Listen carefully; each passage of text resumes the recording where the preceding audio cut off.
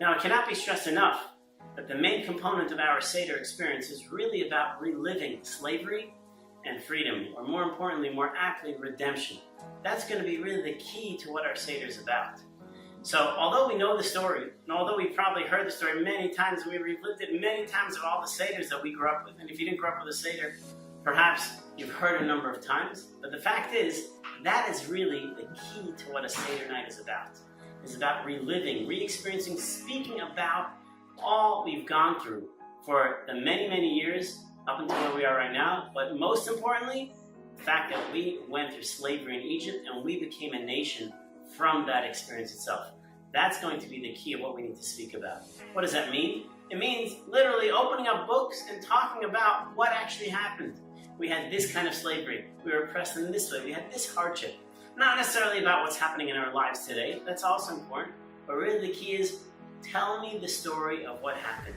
Look up the deep stories that what we know as the Midrashim that explain to us a little bit more background, their underpinnings of what happened. Those are key to really experiencing what the Seder is about and experiencing our hardship and our freedom.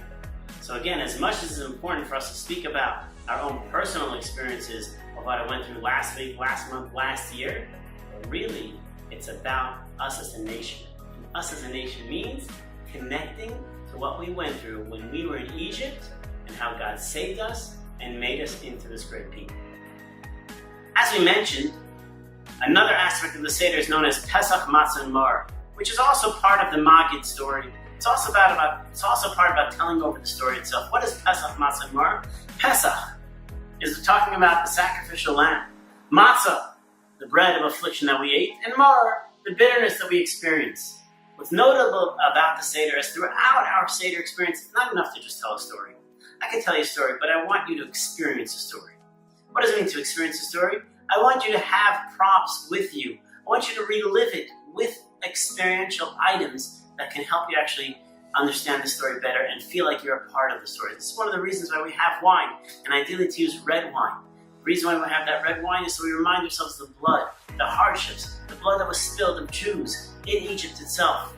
But also we have to mention these core components. Pesach, the sacrificial lamb. If you know what that's about Jews being commanded to take the idols of the Egyptians, to sacrifice them, and paint them across the doorposts with blood. Paint that blood over the doorposts so that when the angel of death comes and God comes to wipe out the firstborns, the Jews will be protected and he won't go over those homes and won't attack those homes that actually had blood on the doorpost.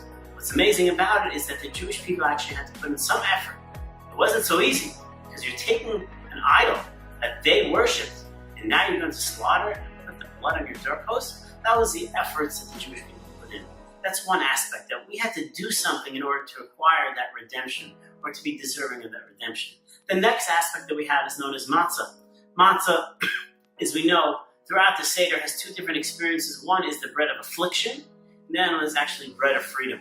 It's being able to have the opportunity to look at something within our life that can go either way. It can be something that's hard, it can be something that's a sense of freedom for ourselves. And that's part of the experience of what matzah represents. And the last is the bitterness. The bitterness is the bitter herbs that we have.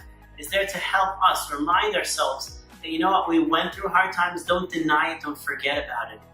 We know that we went through those hard times, we remind ourselves about it, and that's what really gives us a sense of life and freedom and the opportunity to thank God for that experience that we had. That even through bitterness, we can actually be thankful for the hardships that we had.